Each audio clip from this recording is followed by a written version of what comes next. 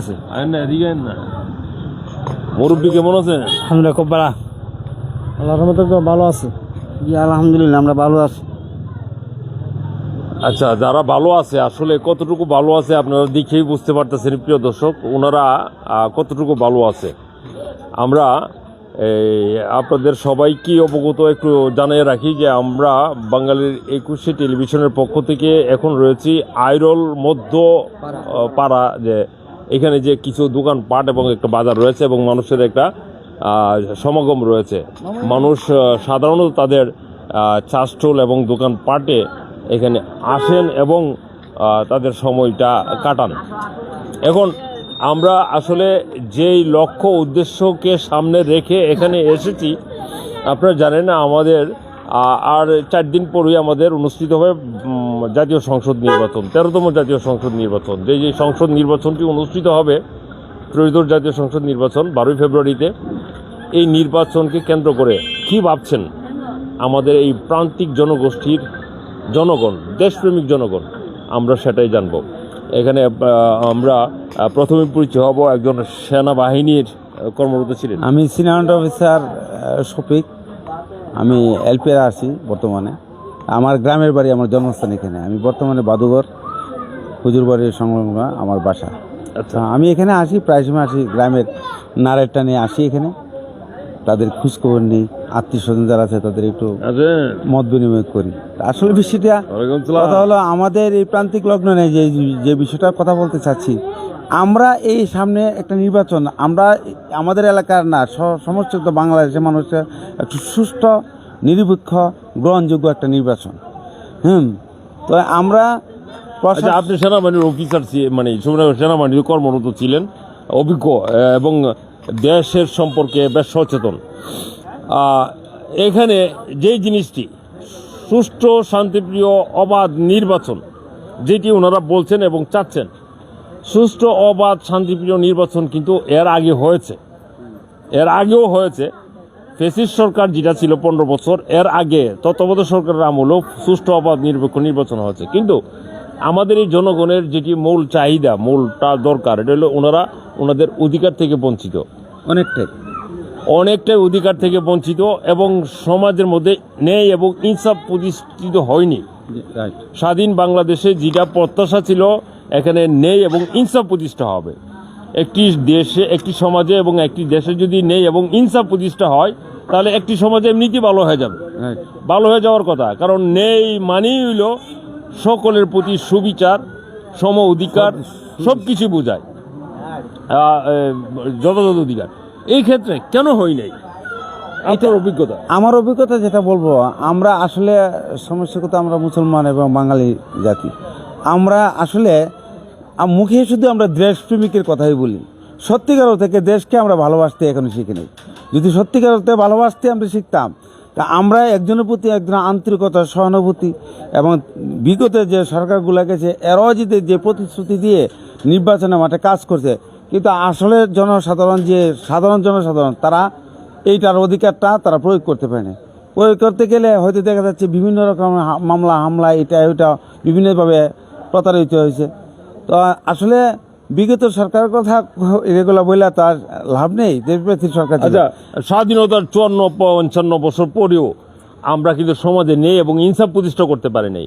এখনো মানুষ নেই বিচার থেকে বঞ্চিত, তাদের অধিকার থেকে বঞ্চিত, বিভিন্নভাবে বঞ্চিত।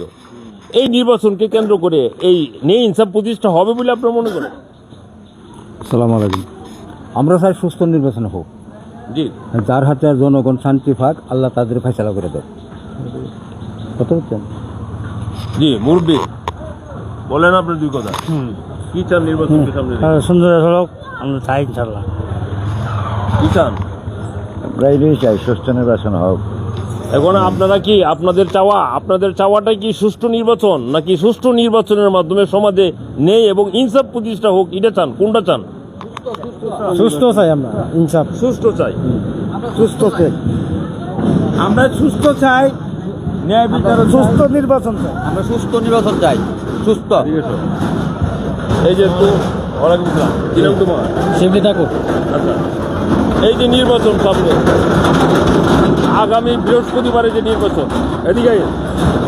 এই নির্বাচনে তোমরা কি কি প্রত্যাশা করছো?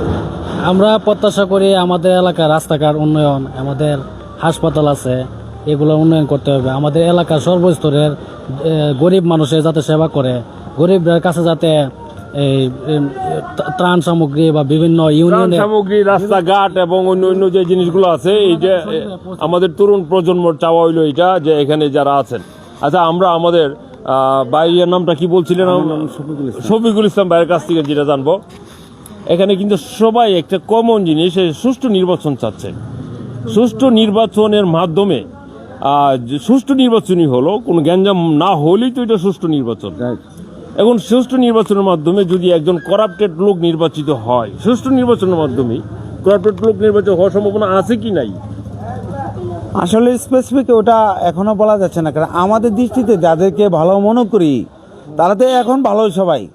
আর যদি এর ভিতরে যে ক্রাফটেড ঢুকে যা, তাহলে তো এটা একমাত্র গভর্নমেন্ট ভালো বুঝবে, আর জনগণ তাকে হয়তো একবারই পার হয়ে গেল। তো যারা নির্বাচিত, যাদেরকে করবেন তারাই গভর্নমেন্ট, হ্যাঁ, ঠিক আছে, তারাই গভর্নমেন্ট। এখন যাদেরকে নির্বাচিত করবেন তারাই গভর্নমেন্ট। এখন সেনাবাহিনী বলেন, পুলিশ বলেন এবং অন্য অন্য প্রশাসন বলেন, তাদের মাধ্যমে ওনাদের চলতে হবে, চলতে হবে। এছাড়া আর কোনো বিকল্প নাই। না এর ছাড়া কি বিকল্প আছে? আমরা এই যে এই এলাকার মানুষের যেটা বলতে চাচ্ছি, আমরা এই এলাকার মানুষের যতগুলা নির্বাচিত সরকার আছে, প্রতিশ্রুতি দিয়ে প্রতিশ্রুতি একটা রাখেনি। আমরা সবসময় কিন্তু আমরা কষ্টের মাঝে জীবনযাপন করছি। এই যে ব্রাহ্মণবাড়িয়া থেকে শহরে বাইরুরা বাজার থেকে আগে তারা যেতে এলে হয়তো আমাদের ফ্যামিলি নিয়ে আসা যাওয়া করতে পারি না, কয় তোমাদের এলাকার রাস্তাঘাট খারাপ।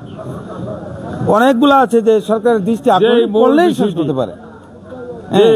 কারণ যদি ক্রপটার একটা লোক আসে, তো আমাদের এটাই করবে। তো একমাত্র আল্লাহ এবং আল্লাহ রাসূলই ভালো জানে যে কে সুস্থ করে সুন্দরভাবে আমাদের দেশ পরিচালনা করবে। যদি সুস্থ সুন্দরভাবে পরিচালনা করে আমাদের জনগণের পাশে থাকে, এটাই আমাদের কাম।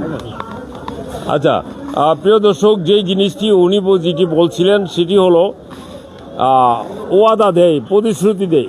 কিসের ওয়াদা, কিসের প্রতিশ্রুতি?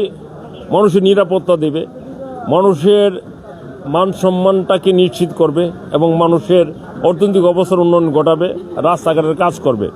কিন্তু এই প্রতিশ্রুতিগুলো বাস্তবায়ন হয় না, প্রতিশ্রুতিগুলো বাস্তবে প্রয়োগ হয় না। প্রয়োগ যখন না হয় তখনই আমরা বলি যে এখানে নেতৃত্বের দুর্বলতা রয়েছে, নেতৃত্বের ঘাটতি রয়েছে। আর এখন আমাদের সমাজের যারা যারা আছে সবাই কিন্তু সুষ্ঠু নির্বাচন চাচ্ছেন, সুষ্ঠু নির্বাচন চাচ্ছেন। আসলে মূলত ওনারা গ্যাঞ্জাম চাচ্ছেন না, এটা হলো মূল কথা। কিন্তু ওনাদের প্রকৃতপক্ষে চাওয়া যেটা, সেটা হলো ন্যায় এবং ইনসাফ প্রতিষ্ঠা। সুষ্ঠু নির্বাচনের মাধ্যমে একজন যোগ্য লোক আসুক, ন্যায়বান লোক আসুক, যার মাধ্যমে সমাজে ন্যায় এবং ইনসাফ প্রতিষ্ঠা হবে।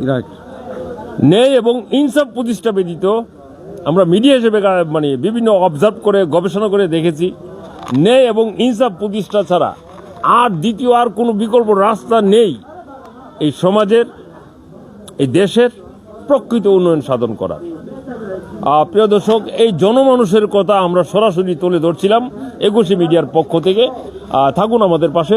ধন্যবাদ সবাইকে। ওকে, আসসালাম।